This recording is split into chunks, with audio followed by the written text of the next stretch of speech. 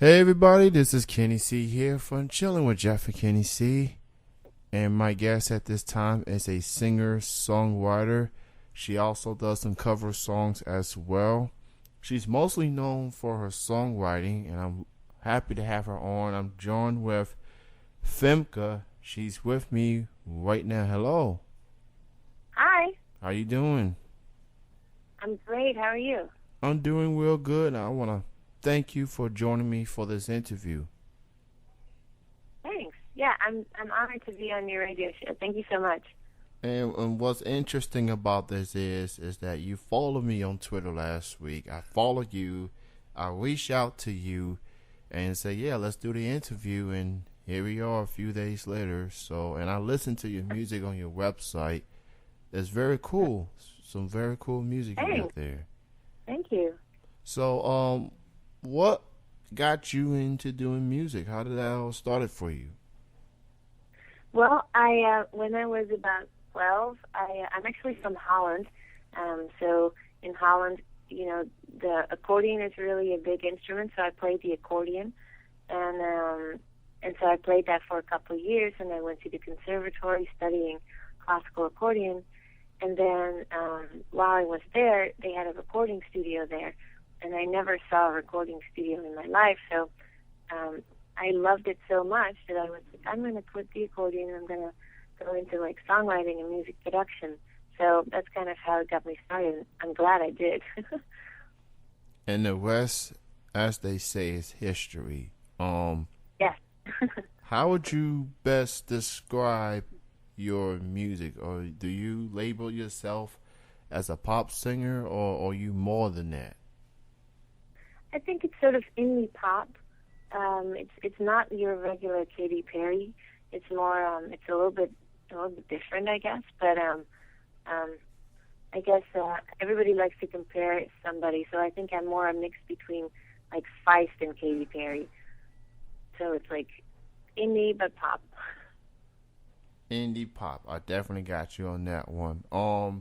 So who do you consider as influences in your career? Oh, Paul Simon. He's my biggest. I'm his biggest fan, and Paul McCartney, the Beatles. Yeah, I don't know. I listen to Cat Stevens. It's all the older guys, like the old songwriters, and I really, really love.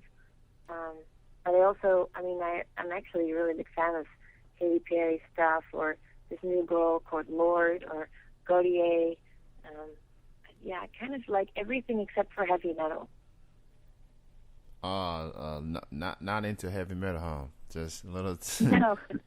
Yeah. Okay. That's fine. That's fine. To each their own. I mean, I'm not much of a heavy metal myself, but I respect the artist. I don't know. It's just not my Yeah, cup of definitely. tea. It's not my Yeah, cup it's, of it's tea. not something I would listen to on my Sunday night or something. Okay, I got you.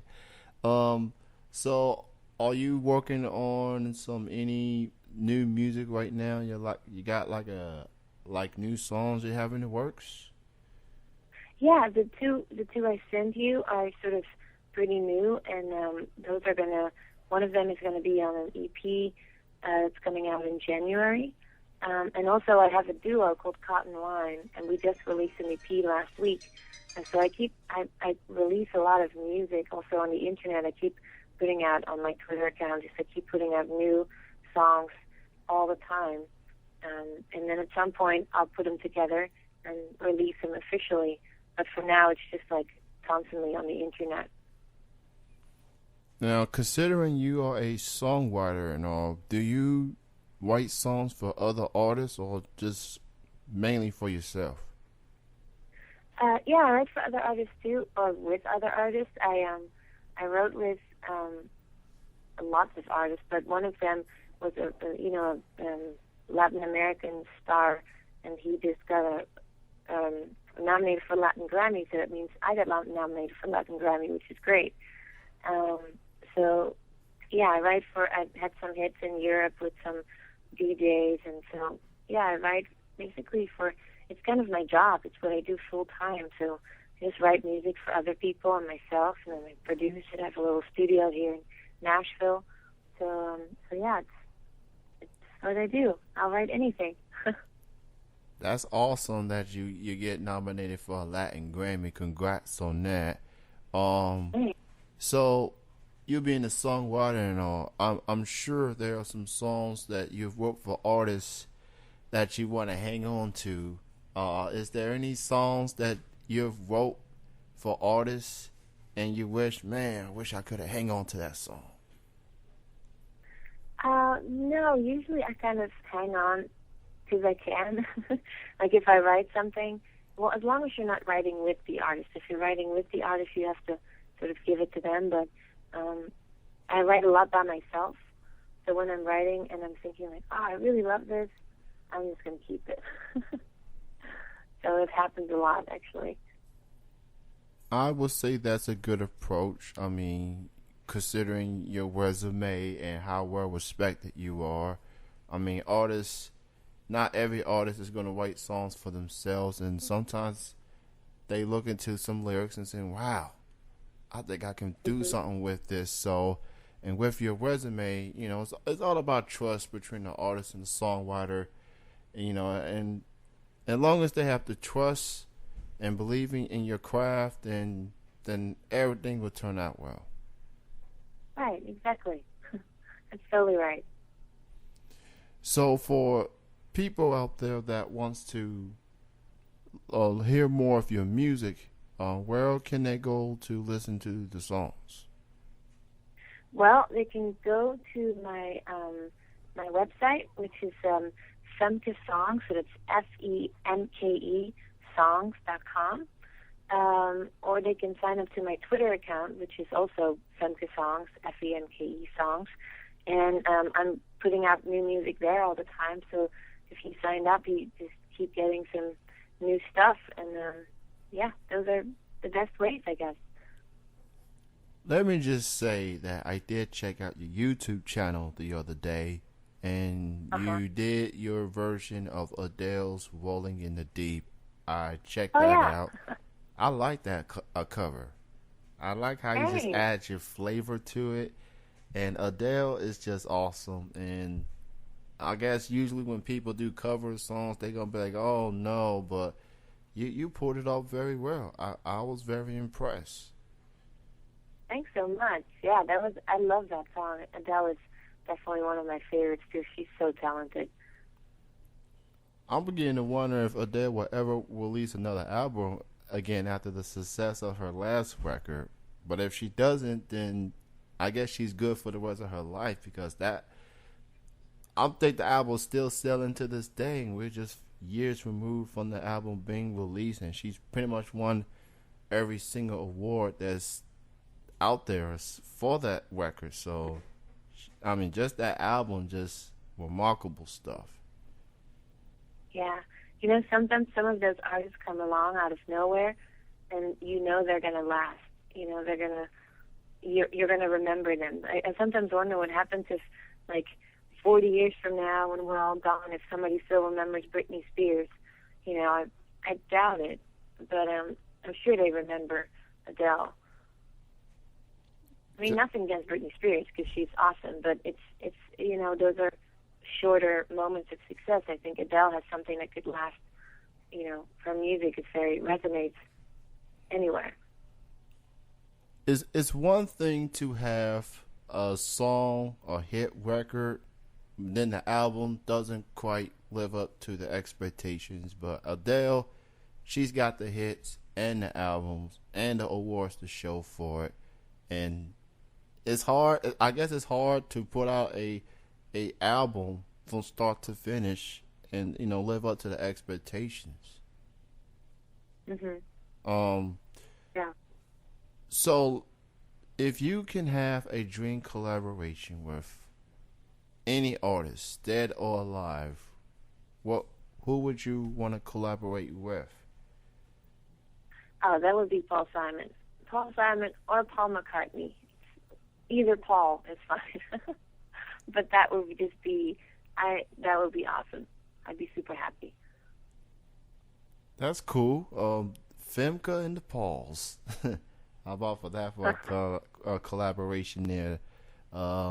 So you being a fan of music in general, um, how do you feel about how things have changed as it pertains to music? It's like one day you send demos. Nowadays, you can just hear someone's music on YouTube or other websites, and they get label deals. Obviously, as far as how a artist can get heard has changed now than it was 10, 15 years ago. How do you feel about how music has evolved throughout the years? I think it's great. I know a lot of people are like sort of depressed about the music industry, but because illegal downloads, which obviously is not a great thing. But at the same time, the internet gave so many opportunities, such as YouTube or Spotify, or new ways to find new and unknown artists. And it's, like nowadays, music is not just something you listen to anymore. It's something you look at, so you go to, if you like what the artist looks like, you want to listen to their music. And so that's also really important to because it gives you sort of a connection with the artist. So the fact that there is a YouTube or a Facebook or people just posting Instagram and pictures and stuff, I think it's great. It's just you have to handle it correctly. And, you also, as an artist, if you're a starting artist, you just have to sort of, go with the flow. And you're just going to have to do all those things, because otherwise, if nobody is able to find you, it's never going to happen. You need to be able to be found. So I think in general, I'm really positive about the industry. It's just you need to do a little bit more and try a little bit harder as an artist to get out there. But when you are, sometimes you don't even need a record label if you're successful on YouTube or some other major media thing. You can pretty much live off of your own, from your own creativity. I definitely would have to say that back in the day, A&Rs and wake up executives, it's them. Better yet, let me take that back. Usually, it's artists have to go to the record labels. Nowadays, because of other ways music can be heard, it's like record labels go to the artists. Definitely times have changed since then. So, do you have any upcoming shows, performances that you have in the works?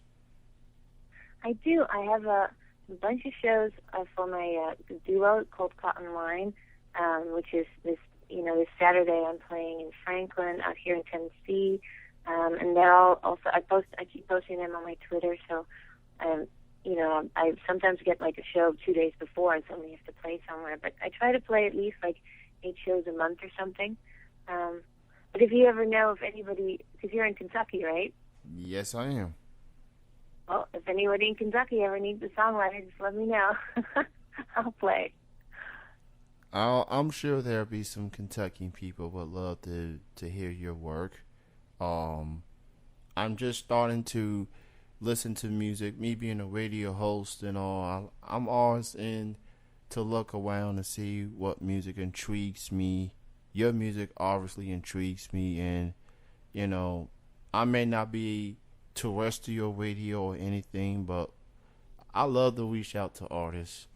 Just the pride that they have, the passion, and how their music sounds, and just the personality, and just to see the passion of artists like yourself to pursue your dreams and keep striving and you having success and everything. And whatever I can do to help out the indie artists or unsigned artists, I'll do my best. And I appreciate someone of your stature just takes the time to interview little old me, and I appreciate that. Thanks, Kenny. Oh, that's awesome. I'm really happy doing this. I mean, we need people like you to get the music out there. So thank you. And speaking of, music, with passion, how does it feel when fans reach out to you and say, you know what, your music inspires me. Your music lets me overcome, it makes me feel better when I have a bad day or whatever. Music can definitely touch people in so many ways. But how does it feel hearing from fans or just people saying, I love your music. Your music gets me through the day. I mean, how does that feel for you as an artist? Oh, that's amazing. That's what you do it for.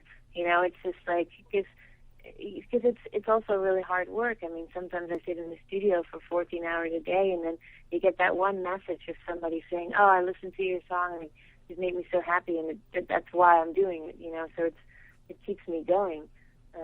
So you know, that just makes me incredibly happy to. No matter how many people, if it's just one, or it just makes me super happy.